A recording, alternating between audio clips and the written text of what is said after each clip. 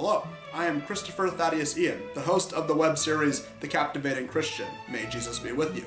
Now today I'm going to be talking about a franchise that's quite nostalgic for me. A lot of young Christians like myself grew up watching this program, and we're going to be doing a bit of a retrospective of the overall series. Welcome to the new segment of the Captivating Christian web series, The History of. In today's case, the video is The History of Bibleman. It all starts with a TV actor from the 1970s and 1980s, Willie Aames. Aames was known for shows like John and Kate plus 8 is Enough and Charleston Chews in Charge. Aames had a conversion to Christianity around the 90s and decided he would create a character to promote his beliefs. And this is how we got Bibleman. The show's story is about Miles Peterson, a millionaire who felt unfulfilled until he became a Christian.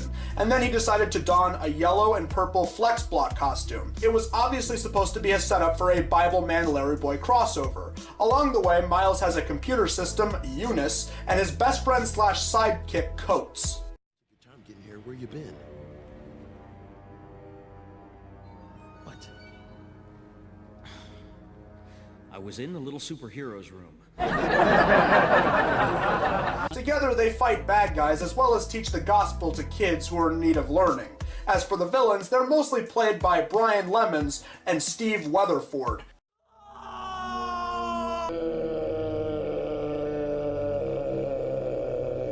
Bad guys including Dr. Decepto, Master of Misery, and Luxor Spawndroth, just to name a few.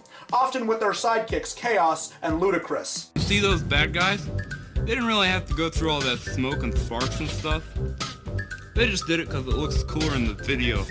Oh, haha, it's very funny, Swiggo. Ludicrous, ha ha ha. Usually as side plots, we would follow younger characters who are going through a struggle that reflected the villain of the episode. Say the villain was supposed to be reflecting lying, for example. So you'd have a young child who is developing a bad habit with telling lies. So you'd have the fictional manifestation of an internal struggle when it comes to faith and daily life. And I just realized this is similar to the fib from outer space. That's something. Over time, new reoccurring characters were introduced, like a new sidekick named Cypher and also Bible Girl. And also Bibleman and the villains now got lightsabers. I just want to say I'm very proud of George Lucas for coming to assist with these types of episodes. And the show developed not just a small following, but also an amount of merchandise, including action figures, a board game, a computer game, which, come to think of it, is reminding me a lot of Captain Bible, various books and novelization, and even a Bibleman live show. But things must always come to an end. Willie Aames left the franchise in 2002, and a new character stepped into the Bibleman role, Josh Carpenter, played by Robert T. Schlip. Spider-Man, Professor What? Step aside. There's another superhero revamp in town. From there, the costumes were changed, and the show's tone was aimed more for a mixture of dark and gritty realism, as well as lighthearted, goofy elements with stuff like the villains and the ways the sets were designed. I can only assume this is because the same man who made Batman be played by George Clooney got involved. The show continued for 8 more years until the show eventually came to an end in 2010. And as for which generation of Bibleman was better, well, some say that the original was better, some say that the later generation was better. All I can say is that whatever your opinion is, that's my opinion too. And comment below to tell us which one you prefer. But soon, the show was announced for a revival of sorts. Me and the last of the Americans talked about it during the Tipsy Gentleman podcast days, but it was announced that there would be a new animated Bibleman series. And I just have to say, this is to Bibleman what VeggieTales in the House was for VeggieTales. Yeah, beaver damn straight. I mean, seriously, it looks like that Disney program. What's it called? Handy Paco or something? Yeah, it looks a lot like that. Now, eventually, this series will probably come to an end, and what will the future hold for the Bibleman franchise? Only time will tell, I guess. Maybe Willie Aames and Robert Schlip can do a revival on Netflix. Or no, wait, I'm sorry, a PureFlix reboot series. Or maybe we can get what we've always wanted, Bibleman vs. Larry Boy, Dawn of Kirk Cameron. PureFlix, make it happen.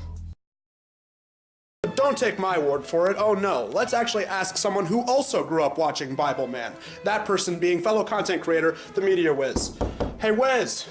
Yeah, Chris, what is it? Yeah, Wiz, I'm doing this for a video. We want to know, what are your thoughts on Bibleman? Which generation did you prefer, the old Bibleman or the new Bibleman? I didn't grow up watching Bibleman. You didn't grow up watching Bibleman? No, I didn't watch Bibleman growing up. I mean, I watched VeggieTales, but that was like the only Christian show I ever really watched when I was a kid. Were you more of a VeggieTales kind of guy? Chris, I don't have time for this, all right? I got a whole summer event coming up. I gotta do these SpongeBob videos, obviously, as you could tell. I don't have time for this, all right? Bye. Oh. Well, excuse me. Looks like somebody's busy. Well, tune in next time for the next episode of The History Of, where we talk about the production company Big Idea, the company responsible for VeggieTales, 3-2-1 Penguins, and Larry Boy. Next time on The History Of, on The Captivating Christian. May Jesus be with you.